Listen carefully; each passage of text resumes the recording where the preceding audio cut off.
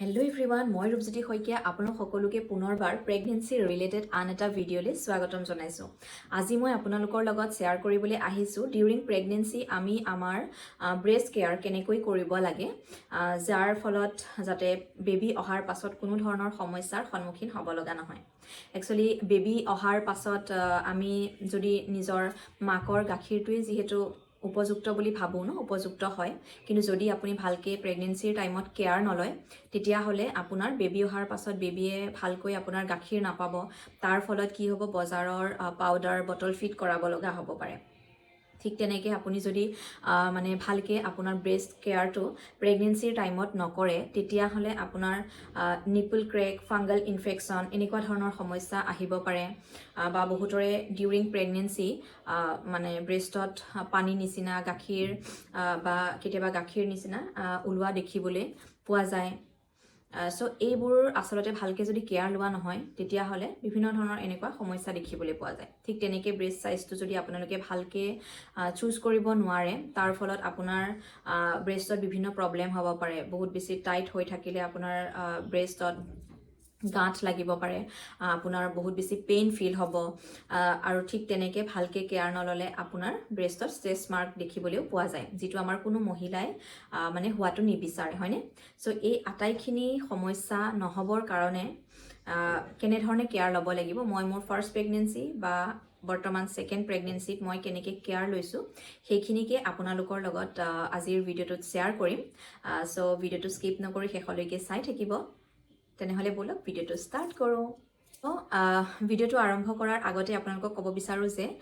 আপোনালোক যিসকলে ইউটিউবত চাই আছে চেনেলটো ছাবস্ক্ৰাইব কৰি ল'ব, যিসকলে ফেচবুকত চাই আছে পেজটো ফ'ল' কৰি ল'ব, যাতে এনেকুৱা ধুনীয়া ধুনীয়া ভিডিঅ'বোৰ আপোনালোকে আগলৈও পাই থাকে। চ' এতিয়া প্ৰথম কথা হ'ল যে আমি ডিউৰিং প্ৰেগনেঞ্চি আমাৰ ব্ৰেষ্ট কেয়াৰ কৰাৰ ক্ষেত্ৰত ফাৰ্ষ্ট মন কৰিবলগীয়া বস্তুটোৱেই হৈছে মাছাজ। আমি যিমান মাছাজ কৰিম সিমানেই আমাৰ সমস্যাসমূহ অহাৰ পৰা আমি নিজকে দূৰত ৰাখিব পাৰিম। আমি যেনেকৈ আমাৰ বেলি, আমাৰ পেটটো ষ্ট্ৰেছ মাৰ্ক নহ'বৰ কাৰণে আমি কেয়াৰ লওঁ, মাছাজ কৰোঁ, ঠিক তেনেকৈ আমাৰ ব্ৰেষ্টৰ এৰিয়াটো আমি মাছাজ কৰিব লগা হয়। আৰু এই মাছাজটো আমি ৰাতিপুৱা গা ধুই অহাৰ পাছত যেতিয়া বডিটো অলপ অলপ ভিজি থাকে সেইখিনি সময়ত কৰিলে বেছি ভাল হয়, কাৰণ সেইখিনি সময়ত বডিটো অলপ অলপ ভিজি থাকে। চ' এটা ভাল অইল লৈ পেলাই আপোনালোকে ব্ৰেষ্টৰ এৰিয়াত, পেটত আৰু আমাৰ আঁঠুৰ ওপৰৰ অংশখিনি, ভৰিৰ আঁঠুৰ ওপৰৰ অংশখিনি, এই তিনিটা এৰিয়াতে সাধাৰণতে ষ্ট্ৰেছ মাৰ্ক হোৱা দেখিবলৈ পোৱা যায়। চ' এইখিনিত যদি ধুনীয়াকৈ আপোনালোকে মাছাজ কৰি দিয়ে, ভিজা ভিজা বডিত কৰিলে আমাৰ বডিটোত সোনকালে সেইখিনি এবজৰ্ভ হয় আৰু বহুত দেৰিলৈকে হাইড্ৰেটেড হৈ থাকে। চ' তেতিয়া আপোনাৰ স্কিনখন যেতিয়া ড্ৰাই নহ'ব তেতিয়া ষ্ট্ৰেছ মাৰ্ক কেতিয়াও নাহে। চ' সেইকাৰণে আমি দিনত দুবাৰ কৰিব লাগে। চ' দিনত এবাৰ আপুনি কৰিলে, ৰাতি শোৱাৰ টাইমত এবাৰ কৰিলে। যেতিয়া 7 মাহ ষ্টাৰ্ট হৈ যায়, 7 মাহৰ পাছত আমি 3বাৰকৈ আমাৰ মাছাজ কৰাটো প্ৰয়োজন হয়। চ' তেতিয়া ৰাতিপুৱা, দুপৰীয়া আৰু ৰাতি 3বাৰকৈ আপোনালোকে মাছাজ কৰিব। একচুৱেলি ব্ৰেষ্টত যেতিয়া আমি মাছাজ কৰোঁ, নিপুলাৰ এৰিয়াখিনি আপোনালোকে যেতিয়া মাছাজ কৰিব তেতিয়া কি হ'ব, আপোনাৰ নিপুল এৰিয়াটো পূৰা ক্লিন হৈ থাকিব, নিপুল এৰিয়াটো পূৰা ছফ্ট হৈ যাব। তেতিয়া বেবী অহাৰ পাছত ব্ৰেষ্ট ফিডিঙৰ টাইমত অসুবিধা নহয়। যদি নিপুল এৰিয়াটো আপুনি ক্লিন কৰি নাৰাখে বা নিপুল এৰিয়াটো আপুনি মাছাজ কৰি ছফ্ট কৰি নাৰাখে তেতিয়াহ'লে কি হ'ব, বেবীয়ে যেতিয়া ব্ৰেষ্ট ফিড কৰিব বিচাৰিব তেতিয়া আপোনাৰ পেইন হ'ব আৰু বেবীয়েও বহুত মানে ফিড কৰোঁতে বেবীয়ে বহুত বেছি কষ্ট পাব। যদি ছফ্ট হৈ নাথাকে, হাৰ্ড হৈ থাকে তেতিয়া আপোনাৰ মিল্ক ছাপ্লাইটো কমকৈ হ'ব ন। চ' সেইকাৰণে ডিউৰিং প্ৰেগনেঞ্চি আপুনি যেতিয়া মাছাজ কৰিব ব্ৰেষ্ট এৰিয়া, নিপুল এৰিয়াখিনি, তেতিয়া বহুত ছফ্ট হৈ থাকে। তেতিয়া বেবীৰ ব্ৰেষ্ট ফিডিঙৰ টাইমত অসুবিধা নহয় বা আপোনাৰো বিষ যিটো সাধাৰণতে হোৱা দেখিবলৈ পোৱা যায় সেই বিষটো আপুনি কেতিয়াও ফিল কৰিব লগা নহয়। চ' সেইকাৰণে যিমান পাৰে মাছাজ কৰিব। চ' 2 নম্বৰতে কি হয়, আমাৰ বহুতৰে ব্ৰেষ্ট এৰিয়াত ক্ৰেক হোৱা দেখিবলৈ পোৱা যায়, নিপুল এৰিয়াটো ফাটি ফাটি যোৱা যেন দেখিবলৈ পোৱা যায়। চ' তেতিয়া আপুনি লগে লগে নিজৰ ডক্টৰৰ লগত কনচাল্ট কৰিব। নিপুল অইনমেণ্ট তেনেকুৱা কিছুমান পোৱা যায়, চ' সেইবোৰ বস্তু আপুনি ব্যৱহাৰ কৰি প্ৰেগনেঞ্চি টাইমতে সেই প্ৰব্লেমবোৰ ঠিক কৰিব। ঠিক তেনেকৈ আমাৰ কেতিয়াবা নিপুল এৰিয়াটোত কিছুমান বগা বগা ছালৰ নিচিনা এৰাই অহা দেখিবলৈ পোৱা যায়। চ' সেই বগা বগা ছালবিলাক যদি আপুনি চাফা ডেইলি কৰি নাথাকে, মানে যেতিয়া আপুনি মাছাজ চাছাজ নকৰিব, কেয়াৰ নল'ব, তেতিয়া সেই প্ৰব্লেমবোৰ আহিবই। চ' তেতিয়া কি হ'ব, তাৰ পৰা ফাংগল ইনফেকশ্যন হ'ব পাৰে। চ' এই ইনফেকশ্যনবোৰ বেবী অহাৰ পাছত যেতিয়া ব্ৰেষ্ট ফিড কৰিব, ব্ৰেষ্ট ফিড কৰোঁতে ইনফেকশ্যন বেবীৰ মুখ পেটৰ ভিতৰলৈ যাব তাৰ ফলত কি হ'ব বেবীৰ ডায়েৰিয়া এনেকুৱা ধৰণৰ পেটৰ বিষ এনেকুৱা ধৰণৰ সমস্যা আহি পৰে তাৰ উপৰি আপোনাৰ যদি চুলিত বহুত বেছি ডেন্ড্ৰফ থাকে ন তেতিয়া হলেও সমস্যা সেইকাৰণে আমাৰ ডেন্ড্ৰফবোৰ সাধাৰণতে আমাৰ কান্ধতে পৰে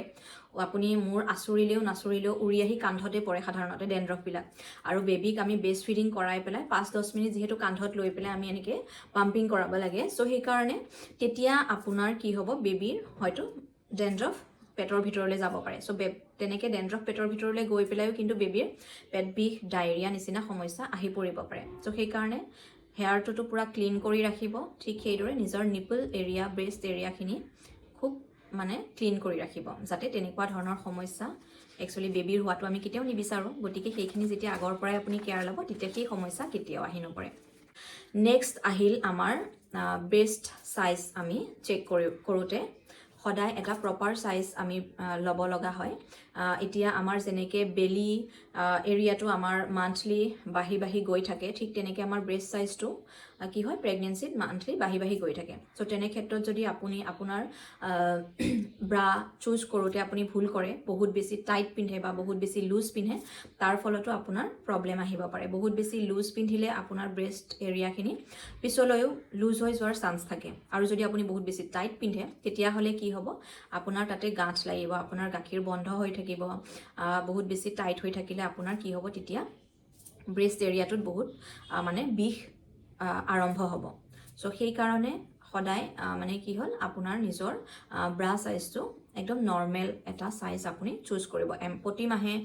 সাইজটো অকমান আপ কৰিব লগা হয় সো সেই হিচাপত সাইজটো আপ কৰিব আৰু এতিয়া আমাৰ কি হয় বেবী হোৱাৰ পাছত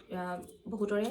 প্ৰথম দিনাখনে গাখীৰ বৰ বিশেষ নাহে সাধাৰণতে আহে যদিও 4-5 দিন লাগে মাকৰ গাখীৰ ভালকে পাবৰ কাৰণে সো 4-5 দিনলৈ আপুনি প্ৰথম এদিন দুদিনত বেবীয়ে ভালকে গাখীৰ পোৱা নাই বুলি মন বেয়া নকৰি 4-5 দিন ধুনীয়াকে ওয়েট কৰিব 4-5 দিনত নৰ্মেলি আহি যায় কিন্তু 4-5 দিনতো যদি আপোনাৰ ব্ৰেষ্ট মিল্ক বৰ বিশেষ নাহে তেতিয়াহলে আপুনি নিজৰ ডক্টৰৰ লগত কনসাল্ট কৰি পেলাই হোমিও বা এলোপেথি বহুত তেনেকুৱা ধৰণৰ মেডিচিন পোৱা যায় যি আপোনাৰ মানে গাখীৰ বৃদ্ধি কৰাত হেল্প কৰে সো তেনেকুৱা ধৰণৰ ডক্টৰৰ উপদেশ অনুসৰি আপুনি সেই মেডিচিন লৈ পেলাই নিজৰ ব্ৰেষ্ট মিল্ক বৃদ্ধি কৰাব পাৰিব কিন্তু প্ৰথমতে